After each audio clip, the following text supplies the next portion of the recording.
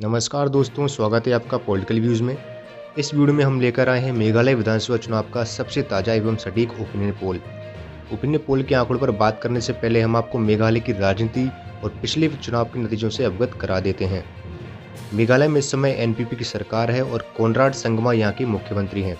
आपको बता दें कि एनपीपी को मेघालय में पूर्ण बहुमत हासिल नहीं है, इसलिए यहाँ गठबंधन की सरकार है और बीजेपी भी इस सरकार का हिस्सा है। मेघालय में कुल विधानसभा सीटों की संख्या 60 है, इसलिए किसी भी पार्टी या गठबंधन को सरकार बनाने के लिए कम से कम 31 सीटें जीतना जरूरी है। 2018 के विधानसभा चुनाव में किसी भी पार्टी को अपने दम पर बहुमत हासिल नहीं हुआ था। इन चुनावों में कांग्रेस ने सबसे ज़्यादा 21 सीटें जीती थीं। वहीं एनपीपी दूसरे नंबर पर रही थी और उसे 20 सीटों पर जीत हासिल हुई थी।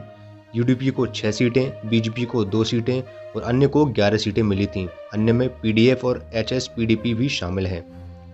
अगर बात करें वोट प्रतिशत की तो 2018 के विधानसभा चुनाव में कांग्रेस को 28.5% वोट मिले थे। वहीं एनपीपी को 20.6% वोट मिले।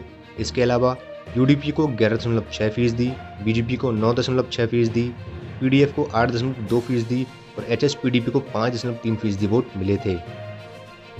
अगर हम एक नज़र रिलीजन के आंकड़ों पर डालें तो मेघालय में 75% लोग क्रिश्चियन हैं, 11% लोग हिंदू हैं, 5% लोग मुस्लिम और 9% लोग अन्य रिलीजन को मानने वाले हैं। इसी वजह से मेघालय में बीजेपी का जनाधार कम है।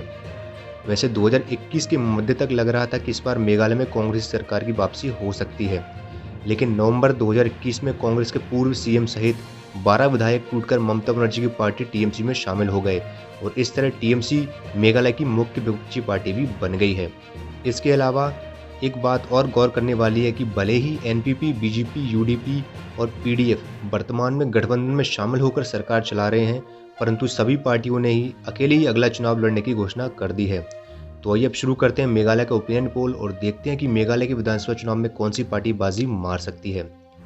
ओपिनियन पोल की शुरुआत करेंगे वोट शेयर से। हमारे ओपिनियन पोल में एनपीपी को सबसे ज़्यादा वोट मिलते हुए दिखाई दे रहे हैं। एनपीपी को 23% वोट मिल सकते हैं। वहीं पार्टी में टूट होने के बाद भी कांग्रेस के खाते में 19% वोट जा सकते हैं। यूडीपी को 15%, बीजेपी को 13%, टीएमसी को 9% और अन्य के खाते में 21% वोट जाने का अनुमान है। आइए अब नज़र डालते हैं सीटों के आंकड़े पर और देखते हैं कि अगर आज के दिन मेघालय में चुनाव हो जाए तो कौन सी पार्टी सरकार बना सकती है। सबसे पहले बात करते हैं टीएमसी की। टीएमसी ने कांग्रेस के 12 विधायकों को तोड़कर फिलहाल तो अपनी स्थिति मजबूत कर ली है, लेकिन 2023 के चुनाव में टीएमसी को सिर्फ 5 सीटें ही हासिल हो सकेंगी।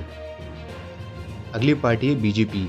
बीजेपी ने पिछले विधानसभा चुनाव से सबक लेकर अपने वोटर बेस को काफ़ी मजबूत किया है। इस बार बीजेपी को 6 सीटों पर जीत मिल सकती है। इनमें से अधिकतर सीटें गारो हिल्स रीजन की रहेंगी। तीसरी पार्टी है यूडीपी।